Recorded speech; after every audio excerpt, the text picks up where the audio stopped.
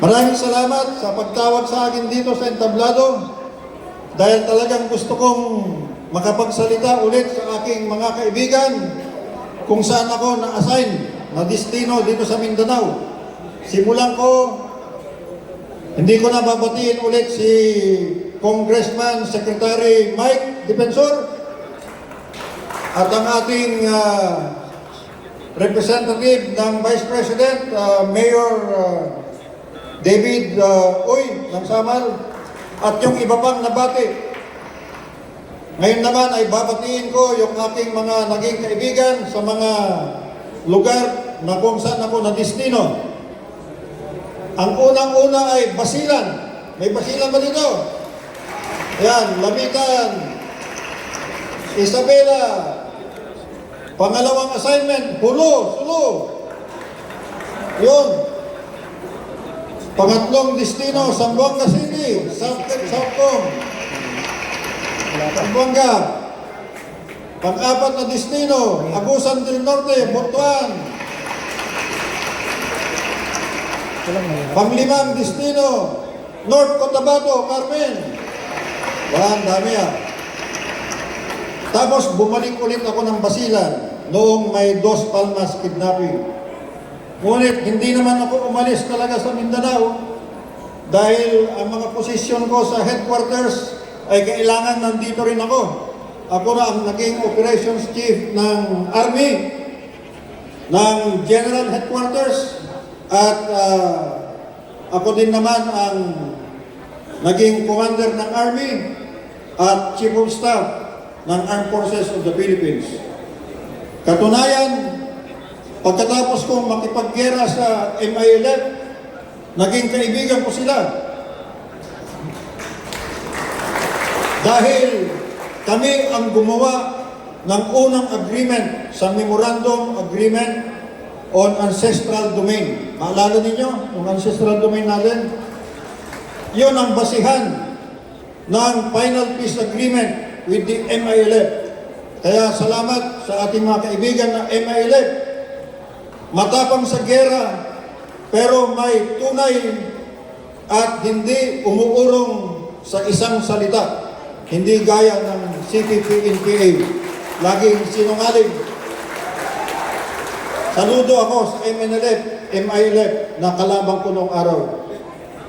Ngayon, kaibigan ko sila. At ako'y natutuwa kasama pa natin sa ating hugpong sa raids. Ako po ay naging National Security Advisor. Pangatlong cabinet position. At dahil sa ako ay naging National Security Advisor ni Mayor Digong, palakpakan natin si Mayor Digong! Alauna na, doon sa Netherlands ay -7. Alas 4 pa lang yata ng umaga. Pero, Mayor Digong, palakpakan natin para lagi siyang malakas.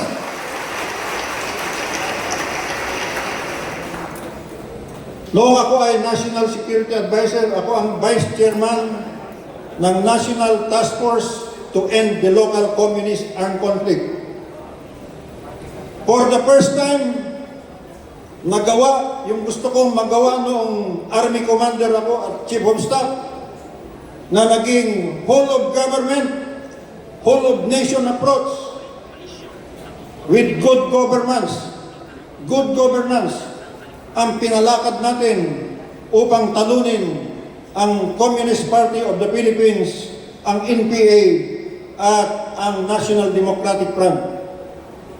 Ang nangyari, sa ngayon, 89 dati ang kanilang guerrilla fronts, buong Pilipinas. 89, pati sa Isabela. Nasaan pinakamalakas dati, pero laos na kayo sa Isabela, nawala yung NPA doon. Ang pinakamalakas dati, nung gawin natin ang NTF-ELCAP ay ang Davao Region. Di ba, Governor Tyrone, oy, ikaw ang lagi nilang hinahanting ka pa nila ngayon? Wala na naghahunting sa'yo. wala na, ubos na yung kalaban. Kasi out of the 89 guerrilla fronts, Got 10, iisang guerrilla front na lang ang naiwan. 10K views, 13 minutes. Alam niyo ang sikreto? Sabi ni Mayor Rudy, ang presidente, hindi mo matatalo yan in PA pag hindi mo kakampi ang mga barangay kapitan. Kaya palakpakan natin yung mga barangay kapitan. At ang mga mayor at ang mga gobernador, dahil sila ang kasama natin sa pakikipaglaban sa CPP-NPA. Yun nga lang, masama ang loob ko, dahil nawala yung NPA, lumipat naman sila sa batasan. Kakampi pa ni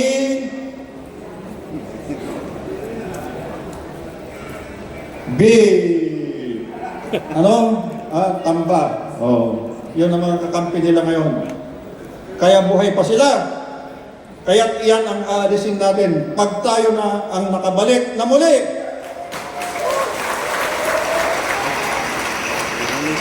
At sa katunayan, Mensahe ng ating nasa speaker. power naman talaga ng Pilipino ang pagbabalik natin. Thank you. Maghanda na sila, di ba, Atty. Torion? 10K views. Oh, handa mo. Si Mike Defensor, 5 na ang kaso.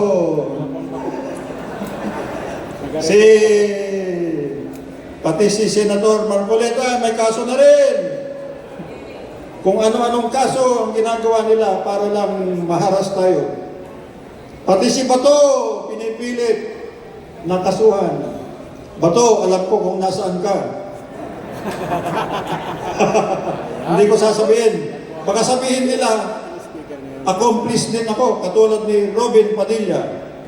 Eh, di bali, wala pa naman akong kaso. Di ba, advisor ko at saka si Congressman Secretary Michael, marami ng kaso yan, kaya okay lang sa akin kung kakasuhan ako. Walang kaso yun. Basta ang importante sa akin, masabi ko, nakasama ako sa raids. Hindi lang bilang isang tao na retired officer.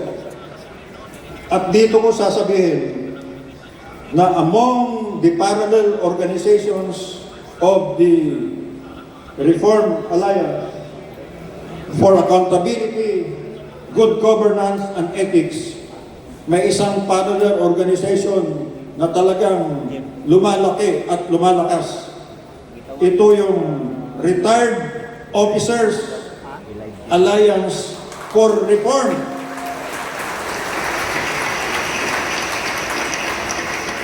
Kung mayroon tayong raids, mayroon kaming ROAR. Di ba? Retired Officers Alliance for Reform. ROAR. Oh. Sama kami sa inyo. Sama kami sa inyo. At sana lalong lumakas ang ating pagsasama-sama, lalo na kasama na natin, isinama na tayo ng hugpong sa pagbabago. Daghang salamat kaninyong tanan. Maayong hapon. Daghang salamat, General Romualdez Esperon Jr.